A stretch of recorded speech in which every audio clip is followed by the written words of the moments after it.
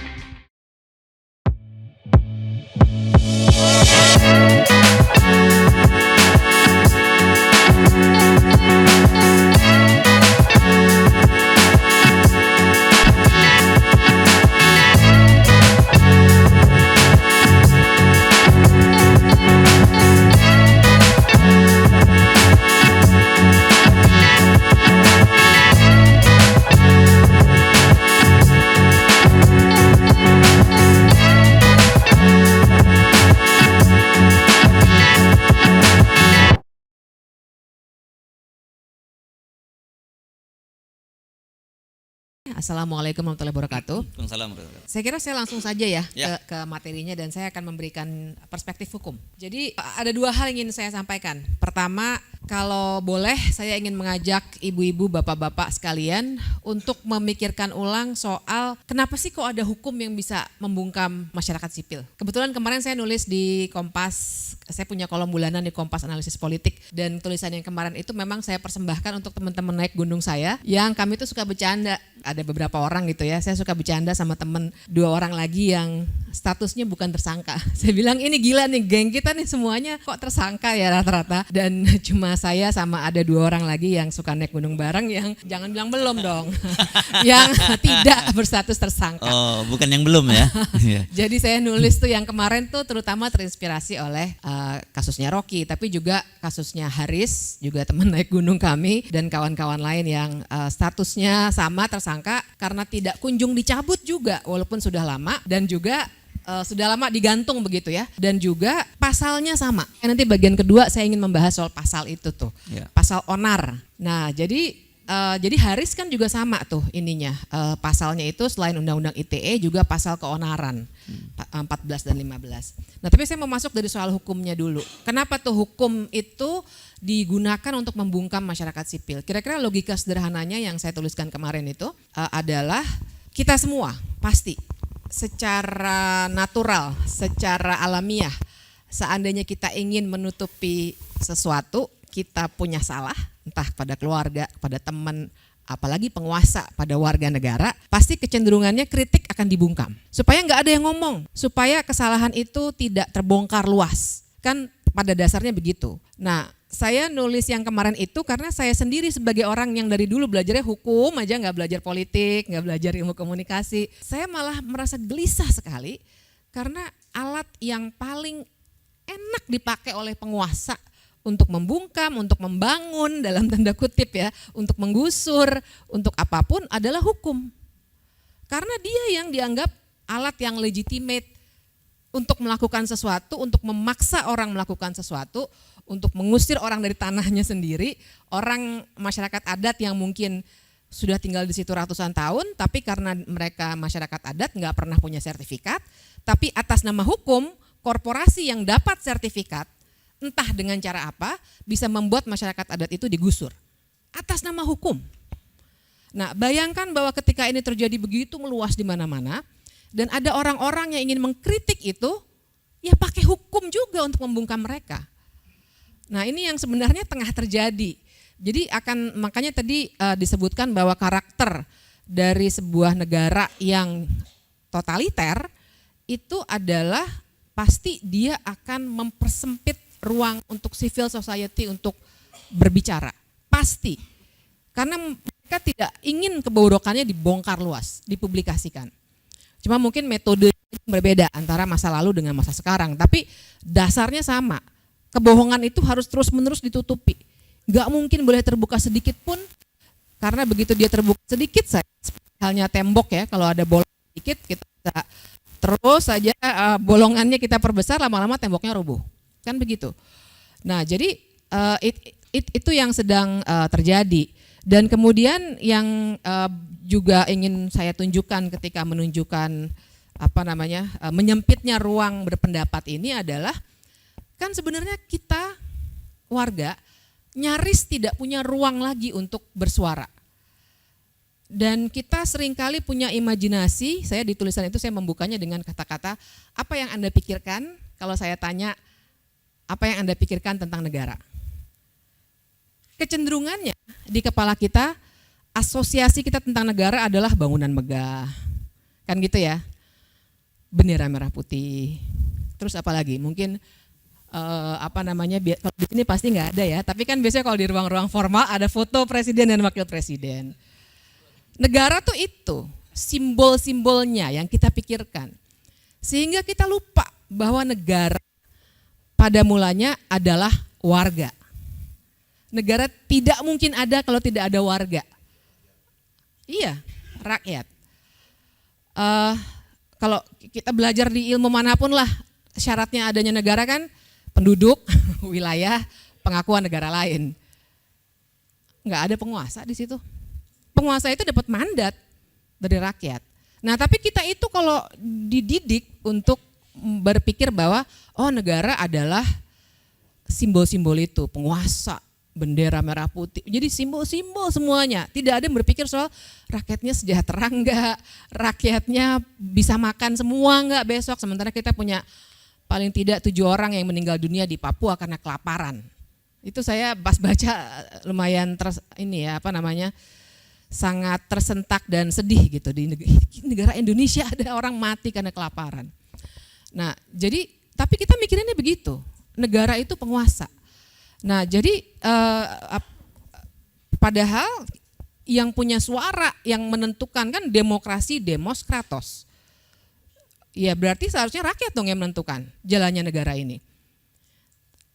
Tapi karena prosedur demokrasi kemudian melahirkan yang namanya demokrasi perwakilan dan kemudian melahirkan ada yang namanya wakil-wakil rakyat, saluran kita itu. Tapi apa yang terjadi? Salurannya nyambung nggak antara kita dengan wakil rakyat? Menurut saya tidak nyambung. Kita mau demo kemarin juga demo sampai malam, apa didengar kita? Soal undang-undang cipta kerja? Tidak. Dokter-dokter demo soal RUU kesehatan didengar tidak? Tidak, tetap diketok. Artinya saluran kita yang lain yang mana? Nah, saluran lainnya yang tersedia dalam negara demokrasi adalah media, berpendapat. Boleh berpendapat di jalanan, ya namanya juga negara demokrasi ya harus boleh dong unjuk rasa harusnya.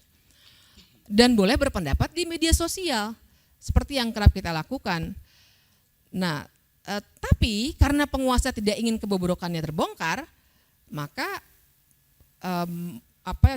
suara-suara kita di media alternatif tadi karena salurannya itu wakil rakyat tidak nyambung dengan kita juga ditutup. Nah, ditutupnya dengan apa tuh efektifnya? Dengan hukum tadi. Gitu. Jadi saya mau mengatakan itu dulu, mengatakan soal kegelisahan dan bagaimana kita harus membongkar cara pandang kita tentang negara, warga, hukum dan penguasa. Gitu. Dan ya saya berbagi kegelisahan sebenarnya bagaimana hukum ini yang digunakan untuk hal-hal yang seperti tadi kita bicarakan. Nah, soal keduanya pasalnya. Ini pasal keonaran ini memang cukup luar biasa. Tentu saja saya nggak hafal pasal, itulah gunanya ada teknologi, jadi saya harus nyontek. Pasal itu saya yakin ibu bapak sudah lumayan sering dengar sekarang, tapi izinkan saya baca sedikit saja, kata-kata kunci aja. Nih kalau dibaca semuanya panjang sekali. Tapi kata-kata kunci aja. Intinya adalah barang siapa dengan menyiarkan berita atau pemberitahuan bohong dengan sengaja menerbitkan keonaran di kalangan rakyat dihukum dengan hukuman penjara setinggi-tingginya 10 tahun. Ada lagi pasal 15-nya, barang siapa menyiarkan kabar yang tidak pasti atau kabar yang berkelebihan atau yang tidak lengkap sedangkan ia mengerti dan seterusnya bahwa itu akan mudah menerbitkan keonaran, dihukum dengan hukuman penjara setinggi-tingginya 2 tahun. Itu satu paket tuh biasanya 14-15. Tapi yang sekarang juga sering dipakai Undang-Undang ITE. Nah, jadi itu polanya sama tuh. Mulai dari Bang Jumhur, Haris Azhar Fathia, dan sekarang mungkin Rocky. Sama ininya yang dipakai. Nah, soalnya ibu-ibu dan bapak-bapak, kan saya selain ngajar hukum tata negara juga ngajar. Hah? Oh iya sama ya? Sama ya, 14-15 juga ya? Persis ya? Nah kan, itu memang sekarang ngomong-ngomong sekarang itu pasal lagi diuji ke Mahkamah Konstitusi oleh Haris Azhar dan kawan-kawan. Dan begitu udah masuk, kena juga Rocky. Jadi emang pasal itu brengsek betul. Dan saya kan selain ngajar hukum tata negara juga ngajar penalaran hukum atau legal reasoning. Dan dalam legal reasoning itu 2 sesi khusus tuh biasanya saya kasih soal yang namanya penafsiran hukum. Nah, pasal ini ibu dan bapak sekalian karet sekali. Di mana karetnya? Misalnya, kalau dikatakan menyiarkan berita atau pemberitahuan bohong, misalnya itu dulu. Iya, tapi bagaimana kita membuktikan bohong? Kalau kata teman saya, udah disidangin aja biarin. Berarti kita masih membuktikan apakah betul frasa yang digunakan oleh Rocky itu betul atau tidak. Jadi kita uji presidennya, apakah dia bisa menjawab pertanyaan-pertanyaan yang susah atau tidak. Katanya begitu kata teman saya. Tapi soalnya berita bohong itu apa? Kan begitu ya. Karena yang digunakan pasal ini karena pasal penghinaan kepada presiden tidak bisa digunakan karena itu delik aduan. Tapi kan yang menurut saya pengen pakai istilah yang nggak enak, tapi menurut saya menjijikkan gitu ya adalah ternyata banyak orang yang menggunakan pasal lainnya ini, pasal 14-15 Undang-Undang ITE, kalau menurut saya ya untuk menunjukkan bahwa dirinya adalah pendukung setia. Iya nggak sih? Jadi maksud saya sih melihatnya begitu. Saya melihatnya ini apa sih kok pada ikut pansos?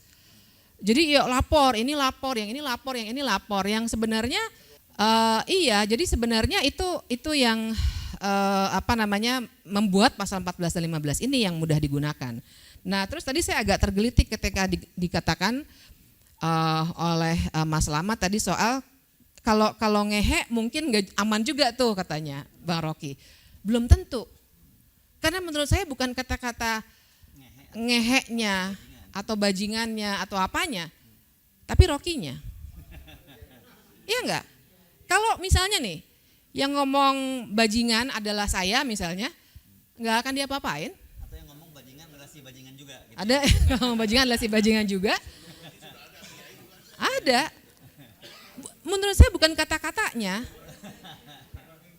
Jadi waktu saya ngobrol sama beberapa teman, mereka bilang, nah kita memang harus hati-hati. Karena kita nih memang diincer. Ya kayak saya sekarang ngomong, saya yakin nanti di siaran-siaran mungkin bagian-bagian potongan-potongan dari yang kita bicarakan bisa dipotong, ditaruh out of context, dan itu bisa digunakan. Karena yang diincer orang, bukan kata-kata. Nah, karena kata-kata itu bisa ditafsirkan. Orang hukum belajarnya memang menafsirkan hukum. Jadi misalnya tadi ya kata-kata tadi itu berita bohong. Kemudian misalnya ada kata-kata keonaran di kalangan rakyat. Keonaran itu apa? Di kasusnya Haris, keonaran di media sosial tuh. Gimana caranya tuh? Media sosial juga. Oh iya sama ya Pak Deddy ya. Jadi tapi di lain pihak kalau Ibu dan Bapak saya kira dapat juga ya potongan-potongan video orang-orang yang lemparin tomat, telur segala macam ke Sentul, ke rumahnya Rocky. Itu keonaran bukan? Nah itu menurut saya itu upaya untuk menciptakan situasi dalam tanda kutip keonaran. Karena ada yang marah warga. Oh warga yang marah karena udah nggak tahan. Nah, iya, kan itu berarti menimbulkan keonaran kan? Iya. Dan ada yang bakar ban juga. Ya kan di depan kantor polisi di mana itu ada yang bakar ban. Terus polisi mendiamkan karena mendiamkan dulu bannya kebakar terus baru dimatikan. Tapi kan itu kemudian bisa loh nanti oleh jaksa dibilang ada keonaran, ada ban dibakar, ada telur dibuang-buang di jalanan di Sentul. Gitu. Jadi karet sekali karena hal-hal seperti itu yang bisa ditafsirkan keonaran dan seterusnya. Nah, satu lagi yang ingin saya masih dalam konteks ilmu tafsir menafsir dalam arti yang positif sesungguhnya, maksudnya dalam arti positif dalam arti kalau kita melihat dengan jernih gitu. Ada satu metode penafsiran yang istilahnya itu metode penafsiran historis. Nah, kita harus lihat undang-undang yang tadi saya kutip itu kan bukan KUHP-nya yang asli, tapi undang-undang tahun 46 tentang peraturan hukum pidana. Nah, Ibu dan Bapak sekalian, undang-undang itu keluar Februari 1946 dan konteksnya adalah pada masa-masa yang kalau oleh orang Belanda dibilang bersiap. Yaitu ketika kita mempertahankan kemerdekaan. Di situ banyak terjadi kekejaman, kan begitu ya, itu yang ramai kemarin ada pameran di Belanda. Terus diprotes sama Indonesia, tapi ada protes balik dari Belanda ya begitulah ya masa lalu kita. Nah, intinya adalah ketika itu kita juga harus paham konteks bahwa di satu sisi ada orang seperti Soekarno, Hatta yang mau terus-menerus memperjuangkan kemerdekaan melalui cara diplomasi dan lain sebagainya. Tapi upaya untuk ya udahlah kita terus aja sama Belanda itu ada juga. Nah, sehingga untuk menjaga para pejuang dibuat pasal itu untuk mencegah terjadinya keonaran yang bisa membuat upaya mempertahankan kemerdekaan itu rusak. Karena Soekarno sama Hatta juga banyak difitnah memang. Bayangkan tahun 46 belum ada internet pastinya dan lain sebagainya. Mungkin di ujung sana di daerah Jawa ujung dan seterusnya orang belum tahu kita merdeka misalnya. Atau Soekarno dan Hatta difitnah dan seterusnya. Makanya muncul pasal itu dan pasal itu kalau kita lihat hukumannya kan tinggi betul. 10 tahun. Bandingkan dengan banyak pasal lainnya yang 2 tahun, 4,5 tahun. Ya, tapi ini 10 tahun. Karena memang kejahatan itu dianggap serius sekali karena kita sedang mempertahankan kemerdekaan. Tahun 46 keluarnya undang-undang itu. Nah, konteks historis itu tidak boleh dipisahkan dari pasal 1415. Sehingga kalau pasal 1415 itu ingin digunakan pada tahun 2023 dan hanya untuk orang-orang yang debatably membuat onar atau tidak, ya itu tidak tepat jadinya. Tapi itu yang digunakan terus. Kalau kita perhatikan Ibu dan Bapak sekalian, ahli hukum yang digunakan oleh penyidik dan penuntut umum biasanya orangnya itu juga. Betul Pak Deddy ya? Iya, dan itu yang sudah diteropong juga oleh teman-teman YLBHI dan lain sebagainya yang juga ikut mengajukan ke Mahkamah Konstitusi. Karena mereka akan mengkonstruksikan aja. Onar itu kan bisa dipersepsikan aja. Bayar buzzer misalnya untuk meramaikan media sosial, dibilangnya onar di media sosial. Seperti yang terjadi pada Haris dan Fathia. Bayar orang atau bayar entah apalah mobilisasi orang untuk lempar-lempar telur di depan rumahnya Rocky, bisa jadi itu juga onar. Semuanya bisa dipersepsikan aja dan itu bahayanya pasal karet. Gitu. Jadi saya kira ini yang kita harus narasikan juga nih. memang pasal ini tidak pada tempatnya untuk ada di sebuah negara demokrasi. Saya sering bilang kalau ada orang yang terganggu sekali junjungannya di kata-katai begitu, kalau dia marah ya silakan marah. Tapi membawa seseorang ke ranah hukum pidana untuk dipenjara, itu langkah yang sudah mengaburkan antara wilayah privat dengan publik. Dan itu tidak boleh terjadi dalam negara demokrasi. Kita seakan-akan ingin memakai aja hukum untuk menghukum orang. Saya kesel nih sama orang ini, saya laporkan polisi biar dipenjara. Kan bukan begitu cara orang-orang yang peradaban hukumnya lebih baik daripada zaman dulu. Kita nggak pakai hukum untuk menakut-nakuti dan dan memenjarakan orang karena sekedar kebencian pribadi. Hukum pidana itu betul-betul hanya untuk soal-soal yang terkait dengan ketertiban umum gitu. Makanya mencuri kan, menipu, orang pinjol menipu dan seterusnya, ya benar itu pidana. Tapi orang ngata-ngatain junjungan ya tidak bisa masuk pidana.